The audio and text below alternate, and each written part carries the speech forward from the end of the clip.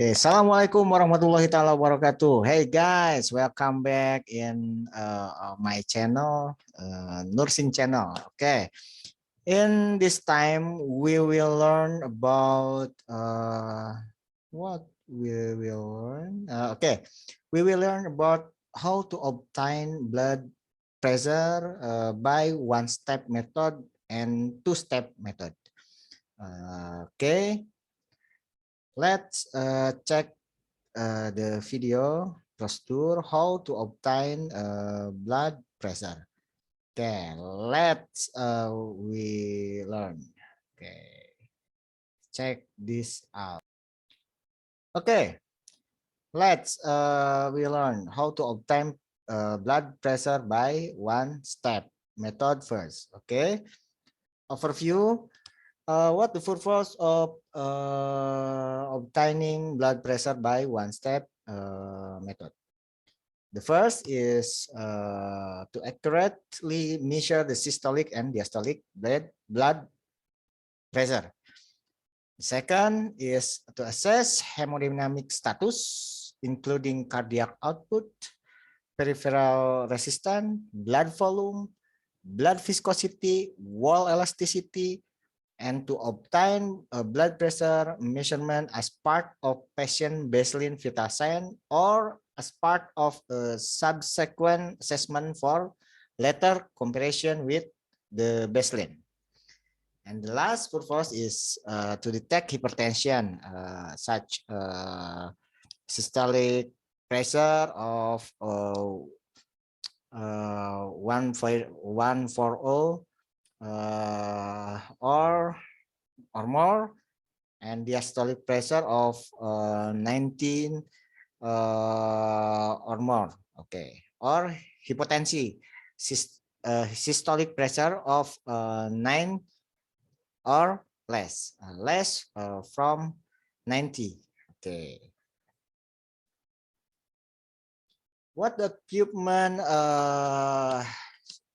should we prepare to obtain blood pressure? Okay, to perform this procedure, the procedure of obtaining blood pressure, gather the following equipment. First, aneroid sphygmomanometer. Okay, this is the aneroid sphygmomanometer.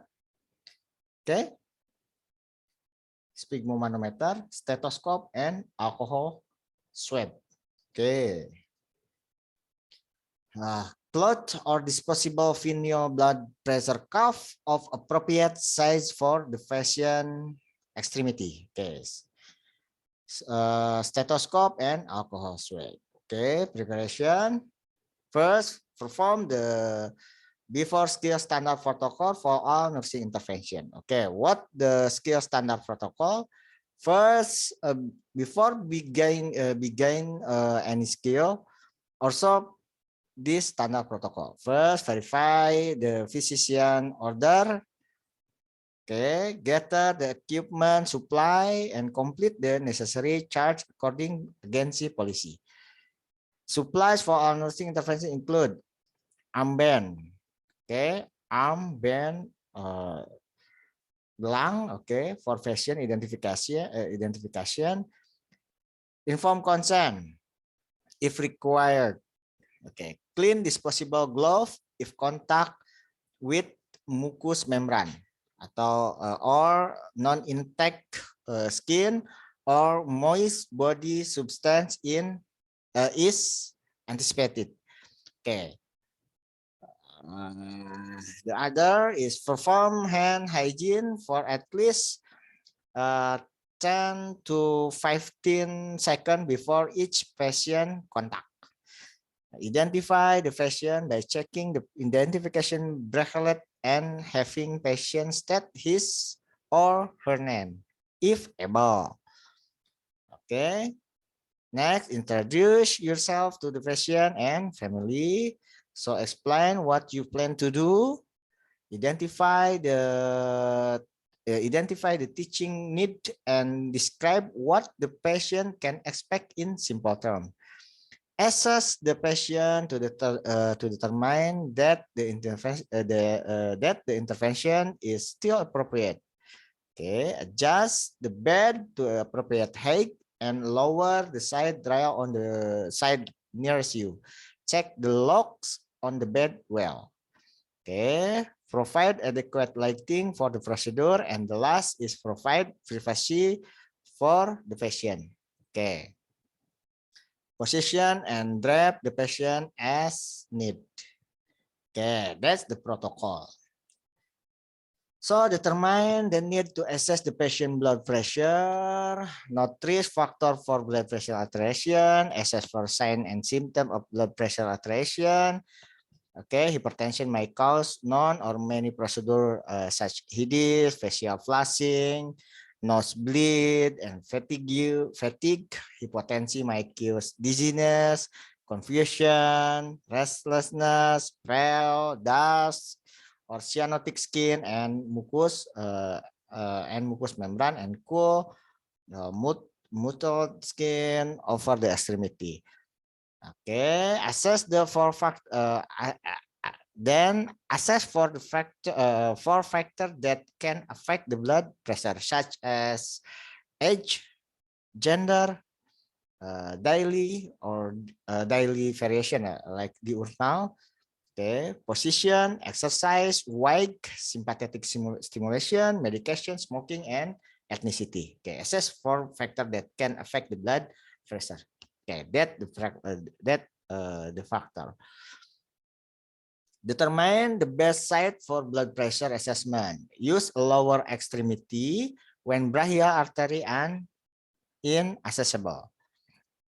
Okay, so determine the previous baseline blood pressure and site, if available, from the patient record. Okay, next is have the patient sit or lie down in a quiet environment. Okay, free from temperature extreme for at least 5 minutes before obtaining the blood pressure, and eliminate extraneous noise. Okay. Ensure that the patient has not ingested caffeine or smoke in the past 30 minutes. Okay. Ask the patient not to move, not to talk, or cross leg or ankle, or cough during blood pressure measurement. Okay. Because these activities can falsely elevate the reading. Okay, so let's show the video procedure. Okay, this is the video procedure for obtaining blood pressure by one-step method. Check this out, guys. How to take a blood pressure by the one-step method, first check the patient's baseline reading and determine the best site to use. Feels okay? For example, if she is receiving intravenous fluids in her left arm, use the right arm to take her blood pressure. If I may take your book for a minute, I'll go ahead and give that back to you so we're through, okay? Expose her upper arm fully by removing any clothing that's in the way. Removing any clothing. With the patient supine or seated, position her forearm at heart level and support it with her palm up. If the patient is seated, have her keep her feet flat on the floor. Now make sure you have the right size blood pressure cuff for the patient.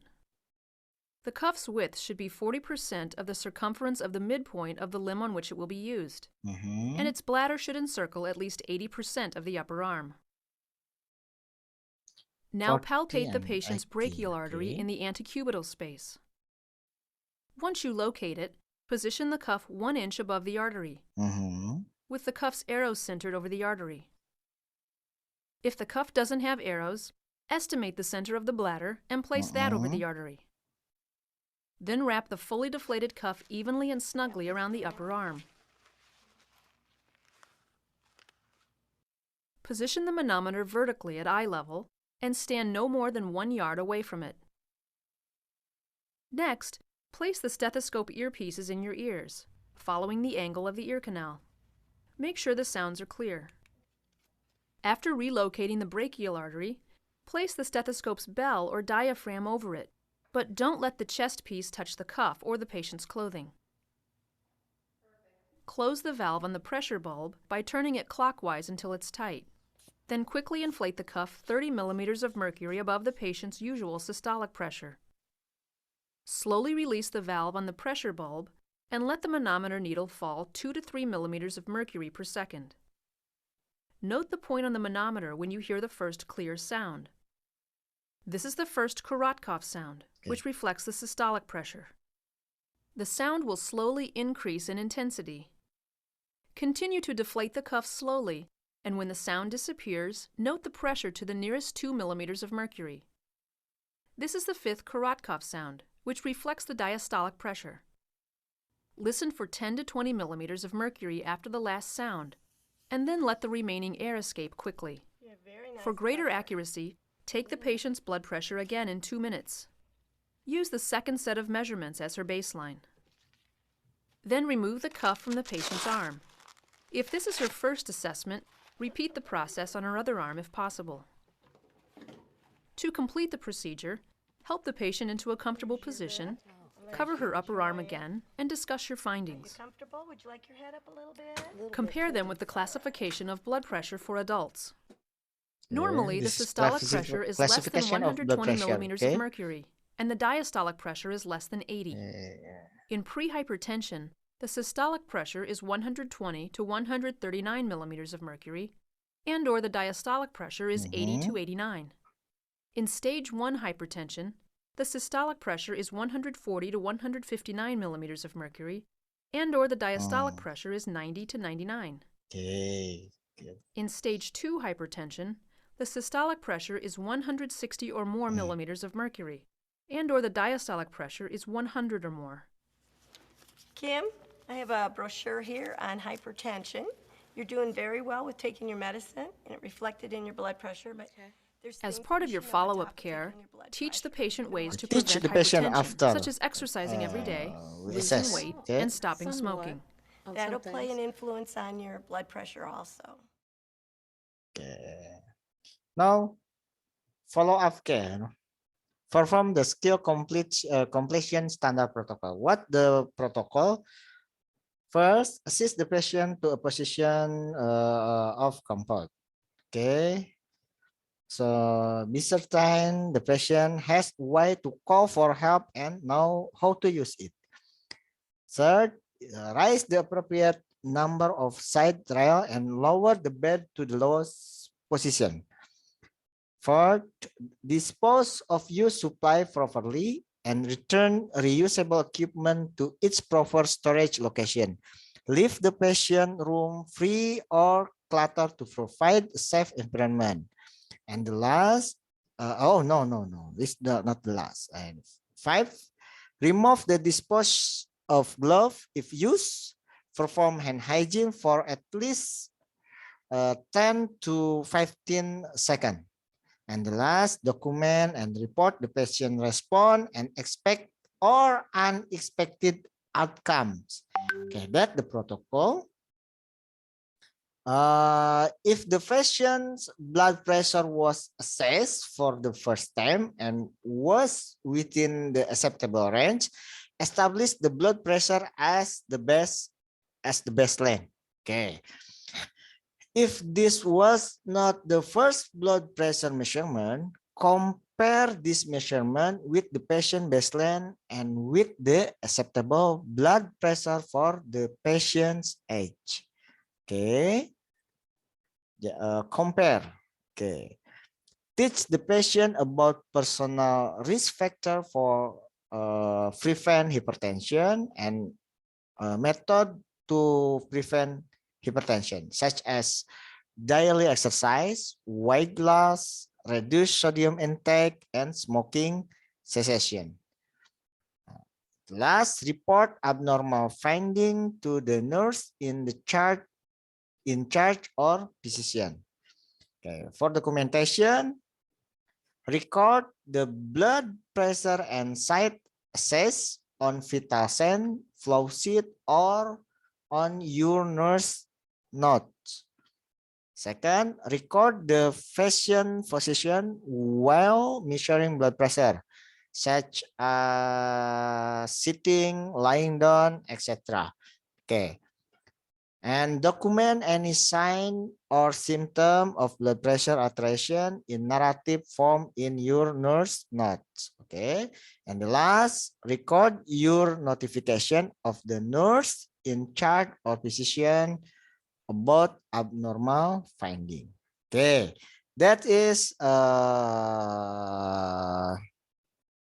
video about obtaining blood pressure by one-step method.